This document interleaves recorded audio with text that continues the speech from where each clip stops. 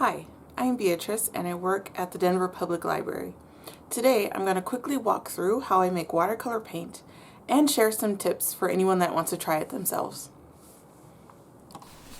To get started, you'll need a roughened glass plate, gum arabic, a glass Muller, pigments, palette knives, half pans, and a spray bottle with distilled water. Begin by adding gum arabic solution to the pigment. Each pigment will take a different amount of binder.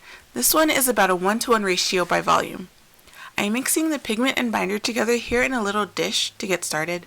Many people will do this right on the glass plate, but I find this way gives me a little bit more control and reduces the amount of pigment dust in the air. Start moving the glass Muller in circular and figure 8 motions, spreading the pigment into a thin layer. The bottom of the Muller is roughened, just like the glass plate. Together, these break down the large aggregates of pigment particles into smaller ones and then coats them with gum arabic. Just a note, Mullers can be expensive or hard to find. A paperweight or a nice heavy rock can do the job just as well, as long as it's flat on one side. Each pigment will take a different amount of time to combine with the binder. This is an easy one, so it only takes about 30 minutes, but others can take an hour or more. People make their own paint for many reasons. The main one is to have control over the paint. Many artists like to know exactly what is in the paint they use. Another reason is because the artist wants to use a discontinued or historical pigment that can't be found through paint manufacturers.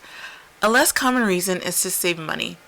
Sometimes an artist uses enough of a single color that it is more economical to just make it themselves. By and large, though, this is not a hobby someone takes on to save money on paint.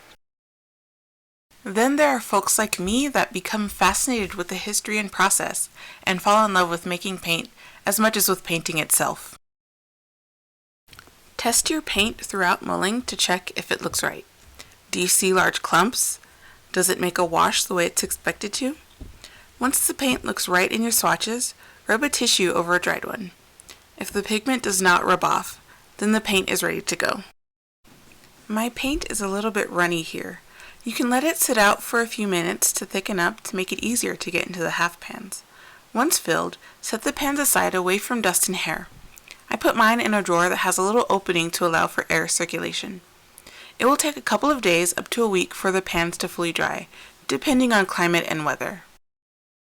And that's it. I hope you've enjoyed this glimpse into how I make watercolor paints. Bye!